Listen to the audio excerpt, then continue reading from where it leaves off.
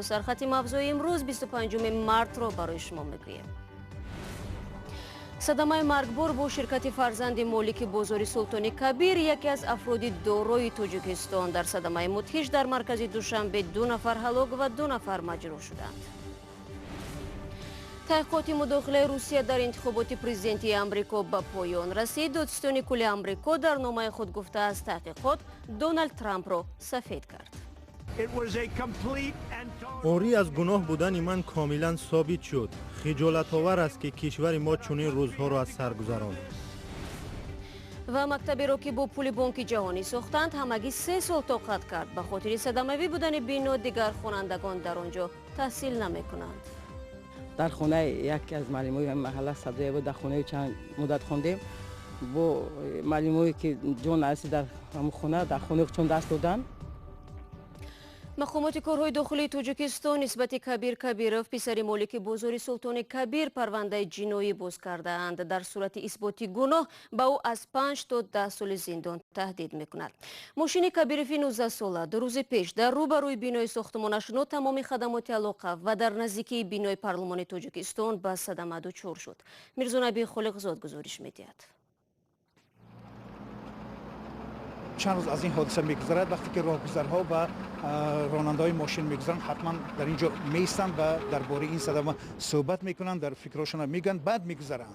لکسوس 460 که با کبیر پسر رئیس بازار معروف با نام سلطان کبیر در همینجا برخورد، جان 2 جوان را گرفت و 2 جوان دیگر که هر 4 نفر دانشجوی دانشگاه ملی تاجیکستان بوده و تحصیل خوب داشتند، هم ضرر دیدن و هم جان خود را از دست دادند. حالا 2 نفر از آنها در بیمارستان استقلال یعنی که بستری هستند که یکی از آنها خودی کبیر راننده همین ماشین است. وزارت کارهای داخلی تاجیکستان در نسبت این حادثه با ماده 212 یعنی از ویران کردن قاعده را پرونده باز کرده و تفتیشات را ادامه می‌دهد. نزدیکان هلاک شده ها و خانواده کبیرov هنوز در مورد حادثه چیزی نگفتند. در تقریبا 2 سال اخیر در تاجیکستان بر اثر صدمه‌های نقلیاتی بیش از 700 نفر جان باخته و بیش از 2300 تن دیگر مجروح شدند. سالهای اخیر چندی از صدمه‌ها با اشتراک فرزندان مقامداران تاجیک و افراد شناخته کشور رخ داده است. گزارش میرزا نبی خالقزاد بود و ضمناً از سال 2010 به این سو در راه‌های تاجیکستان بیش از 7.5 میلیون ویرانکنی قاعده حرکت در راه‌ها ثبت شده است. در صدمه‌ها بیش از 3.5 هزار نفر جان خود را از دست دادند. به گفته مقامات سبب‌های اساسی صدمه‌های نقلیاتی سرعت بلند حرکت، بی‌اعتنایی به قاعده‌های حرکت در راه، برآمدن به سمت مقابل و اداره ماشین در حالت مستی میباشد. ویلیام بر دادستان کل آمریکا گزارشی را درباره تحقیقات دیر انتظار رابرت میولر مفتش ویژه پرونده مداخله روسیه در انتخابات پرزیدنتی آمریکا به وکیلان پارلمان سپرد. خلاصه های دادستان کل درباره تحقیقات روز یکشنبه به دست کنگره رسید و واکنش های گوناگون را به بار آورد. بر طبق خلاصه های تحقیقات ستاد انتخاباتی دونالد ترامپ در انتخابات سال 2016 هیچ مصلحت و یا همدستی با روسیه نداشته است. طاهر سفر موضوع را ادامه می‌دهد. رئیس جمهور دونالد ترامپ در فلوریدا بود که نخستین خلاصه‌های تحقیق نشر شد که بر ریاست جمهوریش سایه افکنده است. 2 روز پیشتر رابرت میولر مفتش ویژه بعد از 2 سال تفتیش پرونده را به ویلیام بر دادستان کل آمریکا سپرد. سوال‌های اصلی تحقیق این بود: آیا ترامپ و یا همراهانش در انتخابات سال 2016 با روسیه همدستی کردند و آیا ترامپ به تحقیقات ممانعت می‌کرد؟ دادستان کل آمریکا روز 24 مارت خلاصه 4 صفحه‌ای تحقیق را نشر کرد. پیش از نشستن به هواپیما ترامپ گفت خلاصه این است که او هیچ گناه نکرده است. آری از گناه بودن من کاملا ثابت شد. خجالت آور است که کشور ما چنین روزها را از سر گذراند. خجالت آور است که رئیس جمهور شما چنین روزها را از سر گذراند.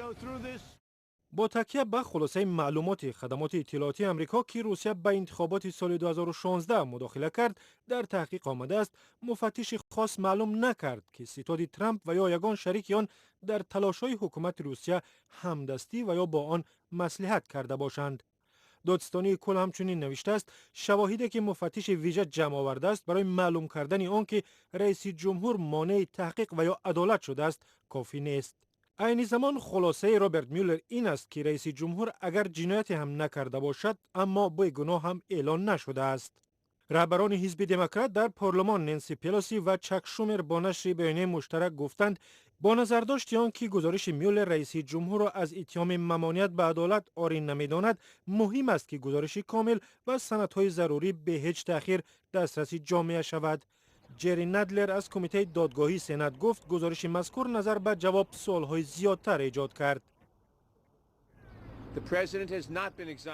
مفتش ویژه رئیس جمهور را عاری از گناه نمی‌داند، هرچند دادستان کل ظاهراً نخواسته است از این بیشتر بگوید و خلاصه ها را آشکار کند. ما نمی‌توانیم به تفسیر خلاصه های شتابکارانه و یک طرفه واقعیت ها تکیه کنیم. بر اساس تحقیق میولر تا حال چند نفر از اطرافیان ترامپ بازداشت، متهم و زندانی شدند. مایکل فلین مشاور امنیت ملی کاخ سفید که بعد از 22 روزی کار از مقامش رفت بعد دروغگویی به FBI گناهکار دانسته شد. او دایر به ارتباطش با روس‌ها دروغ گفته است. مایکل کوین وکیل خصوصی و درینه ترامپ برای نقض معیارهای سرمایه‌گذاری انتخابات سرپیچی از پرداخت مالیات و دروغگویی به کنگره به 3 سال زندان محکوم شد. پول منافورت رئیس سابق ستاد انتخاباتی ترامپ را سال 2018 برای جنایت‌های مالی به 7 سال زندان محکوم کردند. می‌خواهید هر روز اخباری تازه از تاجیکستان را بخوانید؟ پخش زنده، خبر، گفتگو، گزارش و تحلیل از جای حادثه، نظر تحلیلگران. مستقیم در تلفن شما از زمینه رادیو آزادی.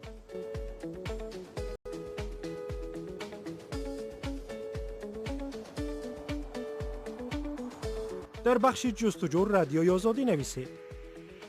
یافتید دکمه گت یا اینستال را پخش کنید. زمینه را باز و با کار آغاز کنید. بله را پخش کنید تا از خبر و گزارش های نو بخبر نمانید. با رادیو آزادی در جریان حادثه ها باشید. شما برنامه خبری رادیو آزادی را تماشا دارید. مرکز اسلام شناسی یک نهاد وابسته به رئیس جمهوری تاجیکستان سیمای افراطگرایان و تندروان را مشخص کرده است. کارشناسان مرکز پس از صحبت با 10 نفری که با گناه افراطگرایی پس پنجره رفتند صحبت کرده و ضعف آنها در برابر عقاید افراطی را آشکار نمودند. همکارم عبدالله اشورف با آموزش این موضوع مشغول بود و در استودیو با ماست تا اینکه به سوالها پاسخ بدهد.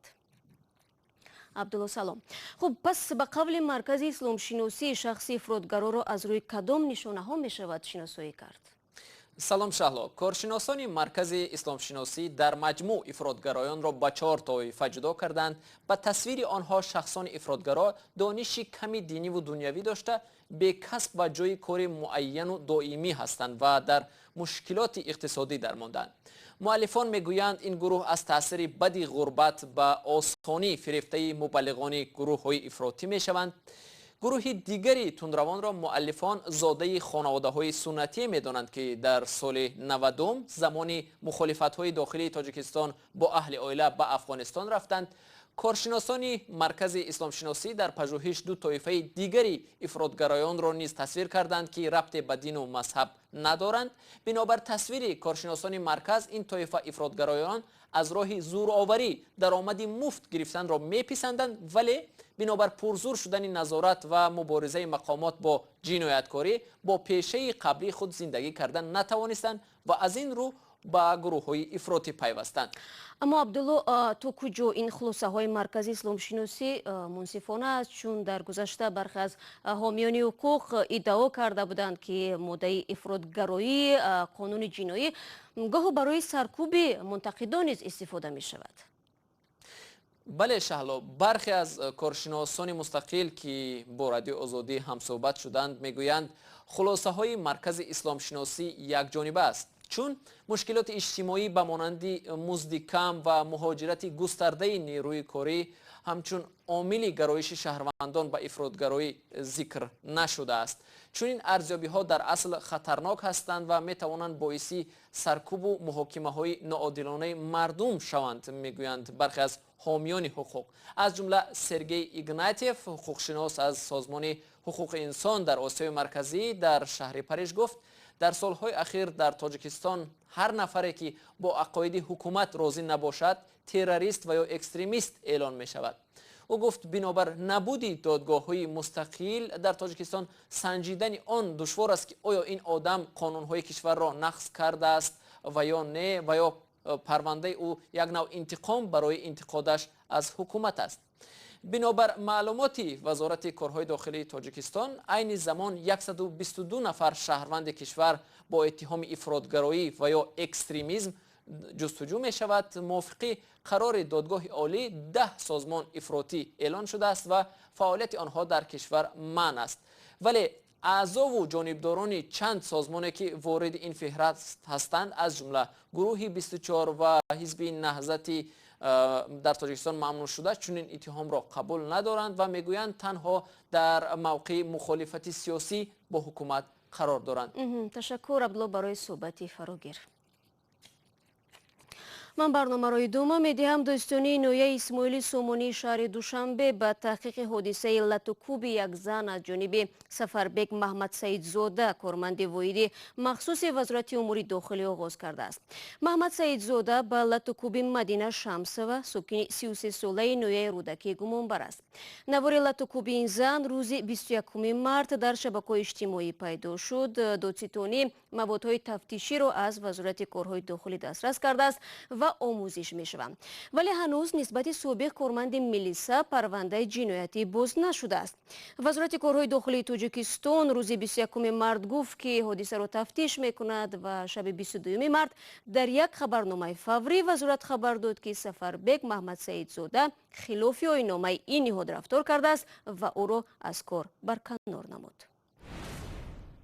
بینندگان عزیز، در این قسمت برنامه درباره بینای مکتب به شما گزارش پیشنهاد میکنیم که همگی بعد چند سال فعالیت به ویرانه تبدیل یافته است.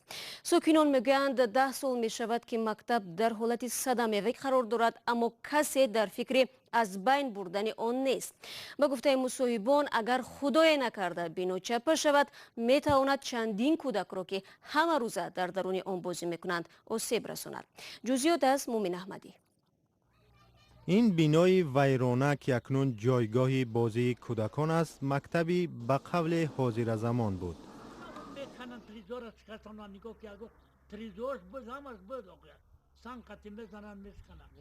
سال 2007 با 500,000 سامانی که گرانت بانک جهانی گفته می شود در محله سیدعلی ولیزاده شهر کولاب مکتبی رقمی 41 را ساختند.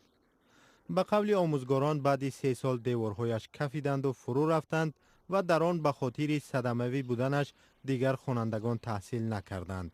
بعدی که مکتب به حالت صدمه گرفته شد ما در خانه میخوندیم. در خانه یکی از معلمای محله سبزی بود، در خانه چند مدت خوندیم. با معلمایی که جان عرصی در همون خانه در خانه چون درس دادن. این بنا را در عرفه جشن 2700 سالگی کولاب چون عمارت جشنی به استفاده دادند. مقامات شهر بر رادیو آزادی گفتند از وضع این مکتب آگاهند. چند سال پیش با کمک یک صاحبکار محلی در این موضع یک مکتب ابتدایی دیگر ساختند. تشویش مردم از دیگر است. کدام کودک بزنم حیف شود او را کی جواب میگه من نمیدونم. حالا این بینای ویرانه جای بازی کودکان آنهاست که پاسبان ندارد. آنها میترسند مبادا با میان به سر آنها فرو نرود. لطیف ماه نظر آورد در این محله آموزگار است. او میگوید خواست با مبلغ خودش این بنا را ویران کرده در جایش باغچه کودکانه بنیاد کند. با این مضمون به عنوانی رئیس شهر مکتوب هم فرستاده است، اما سالهاست جوابش را نمیگیرد. سال 2011 بود یا بار از نایسوندم، با بعدی با سال 12 نایسوندم. خیلی که میرفتیم همون مسئله حل طلب بود خلاصه. بینندگان عزیز، با این مطلب برنامه امروز رو به انجام میرسونیم، ولی شما میتوانید در 24 ساعت نزدیک از وبسایت ما www.azadi.org مطلبی از این بیشتر رو بخونید و همچنین سری بزنید به آزادی ویدیو کانال ما در یوتیوب که اونجا گزارش‌های جالب داریم. من شما رو فردا در نوید بامدادی منتظر میشم. خدا نگهدار.